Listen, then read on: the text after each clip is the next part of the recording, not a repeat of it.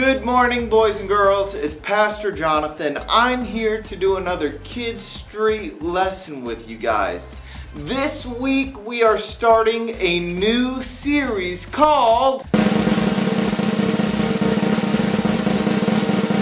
Indescribable. Throughout this series, we are talking about the word creativity, which is imagining what you could do because you're made in God's image. Just think of all that God created. We can go back in the Bible and see God created the world in 6 days. Yes, I know you're probably saying, Pastor Jonathan, it's 7 days.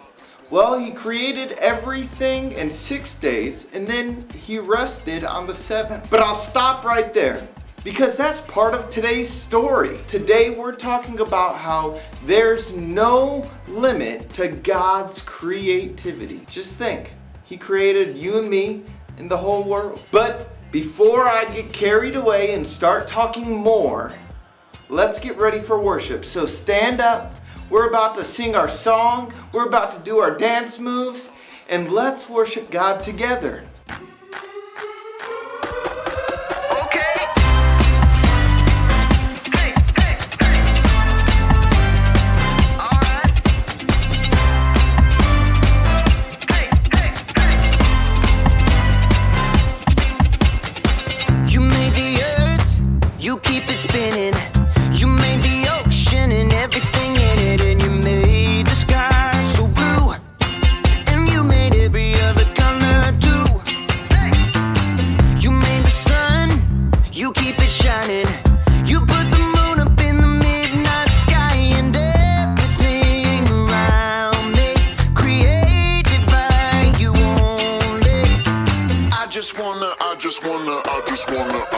I just wanna thank you 'cause everything you made is so beautiful. Every single star and every beat of my heart, and it's beautiful. You made my feet, you made my hands, you made me sing and you made me dance, 'cause your love is all around me, and your love is so astounding. I just wanna thank you 'cause everything you made is so beautiful. Every single star and every beat of my heart, and it's beautiful. Here we go, break it down now. Everything you created with your imagination is wonderful and good, wonderful and good. You're my inspiration beyond all explanation. You're wonderful and good, you're wonderful and good. Everything you created with your imagination is wonderful and good, wonderful and good. You're my inspiration beyond all explanation. You're wonderful and good, you're wonderful and good. I just wanna thank you 'cause everything you made is so beautiful. Every single star and every beat of my heart, and it's beautiful. I just wanna thank you 'cause everything you made is so beautiful. Every single star and every beat of my heart, and it's beautiful.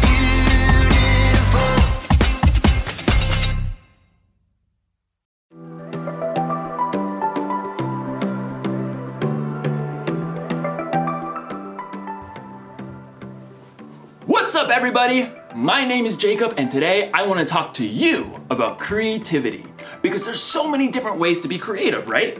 You could be like a creative actor. Alas, poor Yorick. I knew him well. Who's Yorick? You got the wrong skull, kid. Oh. You could be a creative dresser.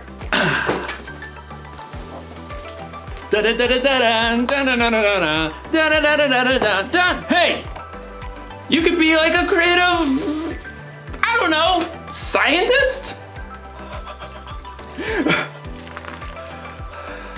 But most of the time when you hear the word creativity, you think of something like this. A work of art. Or maybe you think of something like this. Wonder what's got him so anxious. Oh! Oh! Ugh, ewy. In today's story, you're going to hear about the very best creation of all time. Actually, it's the very first creation of all time. It's where creativity was born. And cockroaches. No, it's good. It's indescribable. See you in a few. The Bible. It's 66 books of history, stories, letters, and poetry that fit together to form God's one big story. The epic adventure of how He created us and loves us so much that He made a way to rescue us. As we travel through the Bible, from Genesis to Revelation, we discover people who met God and found their lives changed forever. Now, for an amazing story. Inspired by the book of Genesis, chapters 1 and 2.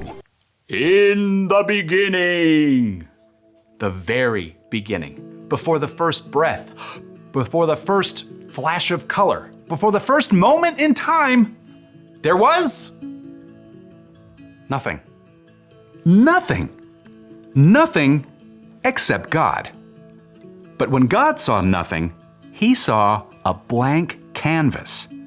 He saw the perfect backdrop for a work of art beyond imagination. So, God created. From absolutely nothing, He brought forth the heavens and the earth. But there was no shape or form. God's Spirit hovered over the dark emptiness. Then, God called out, "Let there be light." Brilliant light shattered the darkness like golden trumpets on a still morning. Bright rays shimmered and danced in all the hues of the rainbow. God saw the light was good. He divided the light from the dark, calling the light day and the darkness night. Evening and morning together shaped the very first day of all time. Then God said, "Let there be a huge space between the waters. Let it separate water from water."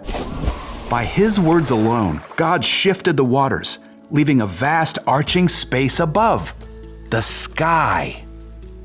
Evening and morning rolled past, the second day. God lifted His voice again. "Let the water under the sky be gathered into one place. Let ground appear." Dry land shrugged its way out of the water. Islands and vast continents and gritty deserts and towering mountains. God called the dry ground land, and He called all the gathered waters seas. But God had even bigger plans for this day.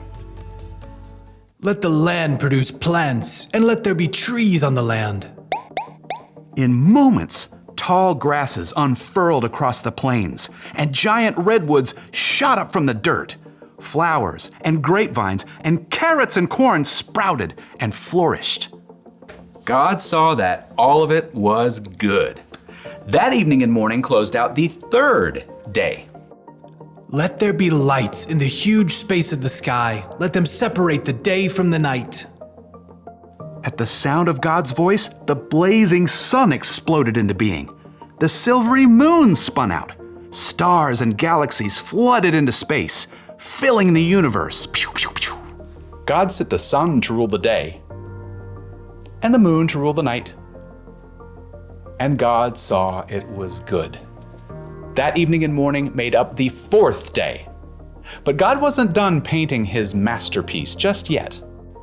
"Let the seas be filled with living things. Let birds fly above the earth and across the huge space of the sky." Instantly, the seas and rivers and ponds writhed with dolphins and octopi, salmon and minnows. Eagles soared and bluebirds nested, while ostriches stretched their long necks. God saw they were good. That evening and morning formed the fifth day. But God kept working on His creation. "Let there be livestock and creatures that move along the ground and wild animals." At once, animals of every kind appeared. Elephants thundered through the forests, and squirrels darted up tree trunks. Monkeys chattered, and pigs rolled happily in the mud. God saw it was all good. But he had one more creation in mind. Let us make human beings so that they are like us. Let them rule over the fish and the birds. Let them rule over all the animals. Then, with his own hands, God formed the very first man and the very first woman, Adam and Eve. I'm me. And you are you. And this place, it's beyond words. Unlike the animals, God made people in his image to reflect him. Have children and fill the earth. Rule over the fish and the birds and every living creature. I am giving you every plant on the earth for food. God looked over everything he had created and saw that it was very good. That evening and morning were the 6th day. And on the 7th day, God rested. I mean, his work was finished. His glorious creation was complete. But because God had formed people in his image, they too could reflect his imagination and creativity. The possibilities ahead of them were endless.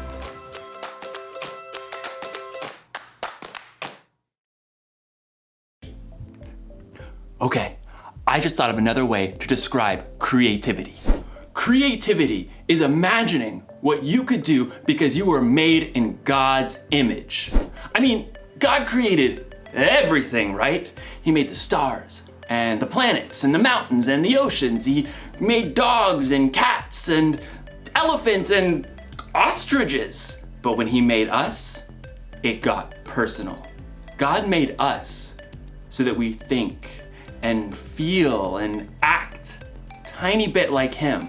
We are made in his image. So check it. Imagine looking at yourself in a mirror. That's what God is like. And no, I'm not saying that he has the same hairstyle or eye color, but look a little bit closer. There's imagination behind your eyes. You have a smile that could encourage someone when they're feeling down. And your hands that could help someone lift a heavy load. Ugh. All right. There's no limit to what God can do through you. That's because there's no limit to God's creativity. That's the one thing to remember today. There's no limit to God's creativity. Seriously, take a look this week at the things God has made and let it blow your mind. Look at the stars in the sky and think about how it could take literally millions of years just to visit one up close. Listen to the sounds outside your window at night and let yourself wonder, how do crickets make that noise anyway? And then look really close in the mirror and see how unique you are. See the color and feel the texture of your skin. Look deep in the reflection of your eyes to see a God that made you and loves you more than you could even imagine. That should give us all a lot to think about.